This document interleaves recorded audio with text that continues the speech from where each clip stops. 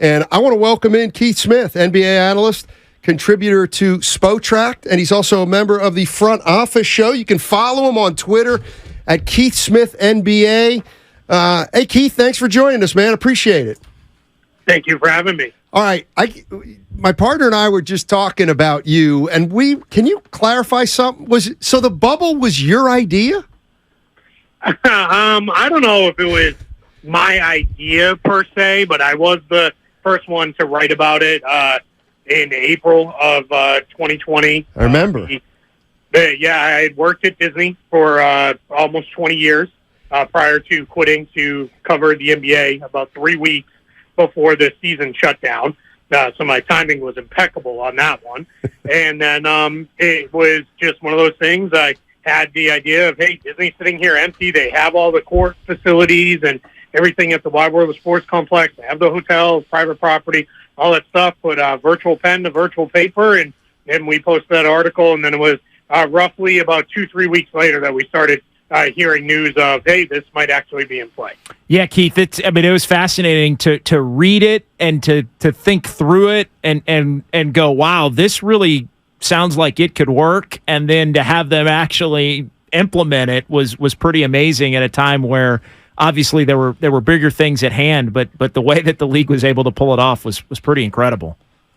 Yeah, absolutely. It's one of those things where it's a once in a lifetime thing. Hopefully, let's all knock on wood and hope we never need to go down that route again. But yeah, it was absolutely incredible that we got here, and it shows the power of what a couple big corporations can do when they want to work together and those kind of things to pull off really great stuff. You're listening to Keith Smith. He's a contributor to Spotrac, NBA analyst. Let me ask you two questions. A, what do you think is going on with the Golden State Warriors? If you're watching from afar, do you think this is the end of it? And then, you think Draymond Green's going to opt out or opt in? Yeah, for the Warriors themselves, I'm hesitant to say this is the end of it. I think that they're still going to be a dangerous team, and until they're one of the ones until they're home and other teams are still playing, I'm not going to believe that they're out of it. But they're like two different teams at home and on the road. At home, they're still very, very dangerous. On the road, they're just not very good, and they just can't get it together. The defense has slipped. They on offense, things can be very hard for them. They rarely ever get to the free throw line.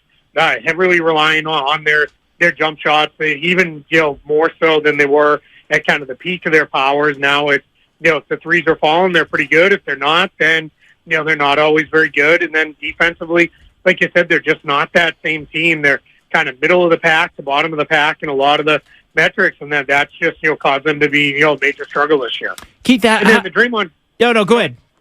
The Draymond Green part of it, I think he's going to opt out for sure. I think that will happen. I don't know that he leaves, though. I think this might be one where he opts out, and then all sides kind of realize, hey, we're better together than we're going to be apart, and they come together on some kind of more reasonable contract that keeps him in Golden State probably for the rest of his career. What do you think that contract might look like? He's got the $27 million for next year if he opts in. I mean, are we talking $3 and $60? Are we talking $3 and $80? Like, what do you think that looks like to where it would be able to be a done deal? Yeah, I think we're probably talking somewhere in that $3 and $60-ish range, something like that, because I think what that would do is that allows him to add more guaranteed money than he'd make, obviously at a lower number, which helps the team out, reduces that luxury tax payment, but he'll add more money long term. Because for Draymond Green now, it's starting to turn into a lot more about years than it is about dollars at this point in his career. So I think it'll be, hey, let's stretch this out over the next 3 years, lock up my remaining productive years of my career, and we'll go forward and try to keep this thing moving just like we always have. Keith Smith joining us on 95.7 The Game. He's an NBA analyst, contributor to Spotrac, and also is on the Front Office Show. What's your take on, I don't really mean a take so much as, have you ever seen anything like what is going on with Andrew Wiggins before?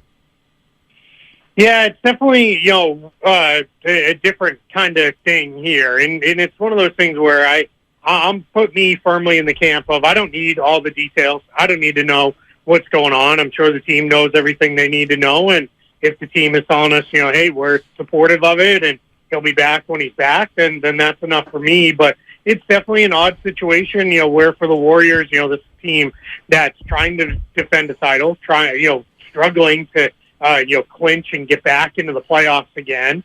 And this is a guy that they, inked to a long-term extension that kicks in after this season. So you're kind of in a spot where, let's get this figured out. And, everything, that we're hearing is it sounds like whatever's going on with him, pretty serious issue, and they've got to get it sorted out, and they're supporting him. So for me, then that's, where it needs to be. It sounds like what he's doing, what he needs to be doing right now, and, that's where it is. But definitely an odd situation for sure. Can they win it without him if he doesn't come back?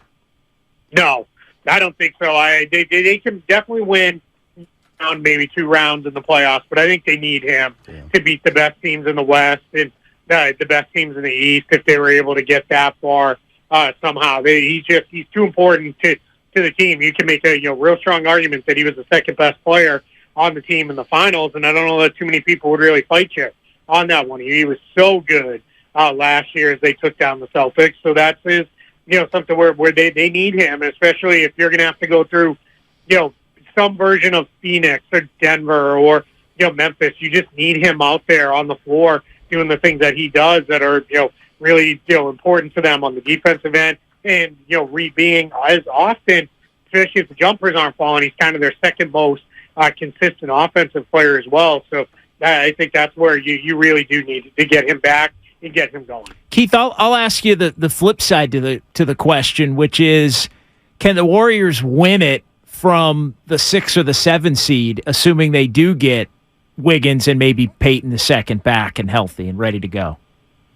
Yeah, it's going to be hard because then you're playing every series likely on the road, and unless there's some other upsets in the playoffs, and that's 4 playoff series on the road, winning them all. That would be the accomplishment of all accomplishments for what this group has pulled off together. That would really be something. So that's tough. By playing as they have played this year at times where it just seemed like the regular season just something to get through, and they've thrown a lot of games away.